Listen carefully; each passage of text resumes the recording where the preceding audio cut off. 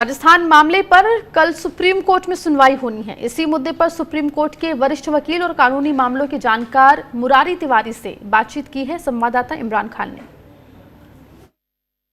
जिस तरीके से स्पीकर ने डिस्क्वालिफिकेशन का नोटिस भेजा विधायकों को, उसके बाद फिर हाई कोर्ट मूव करना, स्पीकर के पास इतना पावर होता है कि वो डिस्क्वालिफिकेशन का नोटिस भेजकर सुनवाई करे, उस पर फैसला ले सके। तो क्या ऐसे में अदालत जाना, क्या कहता है संविधान?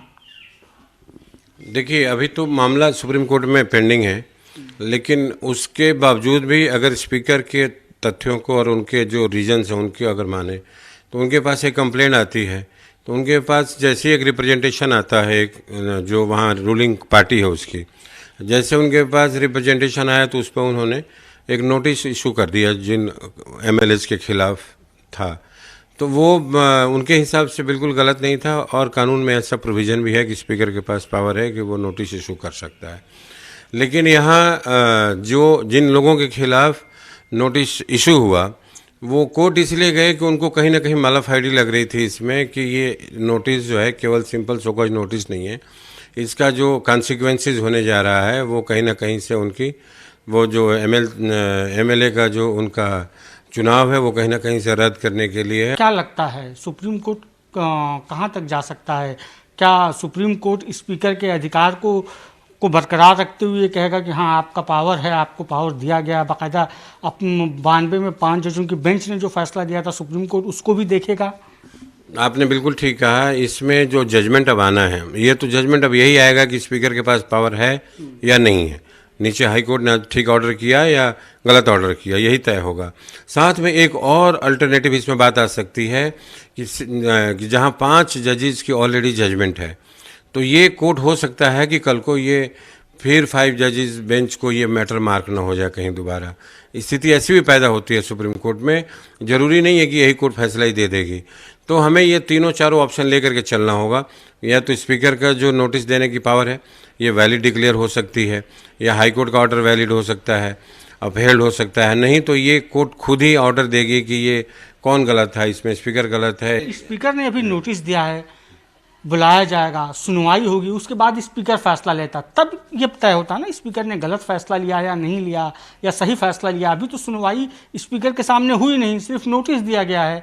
तो ऐसे में ही आप अदालत का दरवाज़ा खटखटा देते हैं। एग्जैक्टली ये बात बिल्कुल ठीक है। इसी वजह से सुप्रीम कोर्ट ने इस मैटर को आज तक इंटरटेन करके रखा हुआ है। उस दिन भी सुप्रीम कोर्ट को लगा कि नीचे एक कोर्ट में अदालत में पेंडिंग है तो उनको डिसाइड करने देते हैं, उसके बाद वहाँ डिसाइड होगा। तो ये मामला सुप्रीम कोर्ट से जरूर डिसाइड होगा। सरकार खुद कह रही है कि सत्र बुलाया जाए, विधानसभा का सेक्शन बुलाया जाए, राज्यपाल परमिशन नहीं दे रहे हैं, देखना पड़ेगा, 21 दिन का वक्त चाहिए। ये पावर सरकार के पास होता है। विधायक चूँकि लेजिस्लेटिव असेंबली का जो प्रधान होता है उसके पास ये पावर होता है कि वो सदर बुला सके। क्या संविधान क्या कहता है? क्या वाकई राज्यपाल रोक सकते हैं? देखिए, इसमें गवर्नर की कंसेंट लेनी पड़ती है कभी भी संविधान का जो सत्र बुलाने के लिए इस तरह के जो सिचुएशन में। इस वजह से ही नहीं बुलाया जा पा रहा है क्योंकि जो स्टेट होता है, स्टेट में गवर्नर ही एक तरीके का गवर्नर वहाँ का हेड होता है।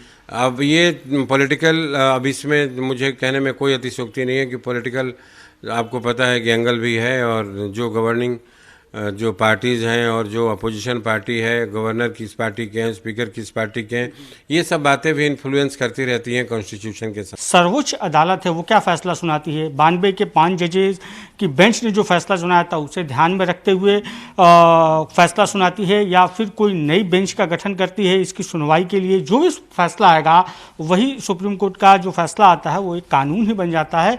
तो क्या अदालत अब ये फैसला सुनाएगी कि स्पीकर के पास इतना पावर है, वो सो कॉल्ड नोटिस या डिस्क्वालिफिकेशन का नोटिस भेज सकता है या नहीं भेज सकता, या फिर 5 जजेस की बेंच का जो फैसला था उसको ध्यान में रखते हुए फैसला सुनाएगी? बहरहाल कल अदालत में सुनवाई होगी इसकी। कैमरामैन एजाज खान के साथ इमरान खान, स्वराज एक्सप्रेस, दिल्ली।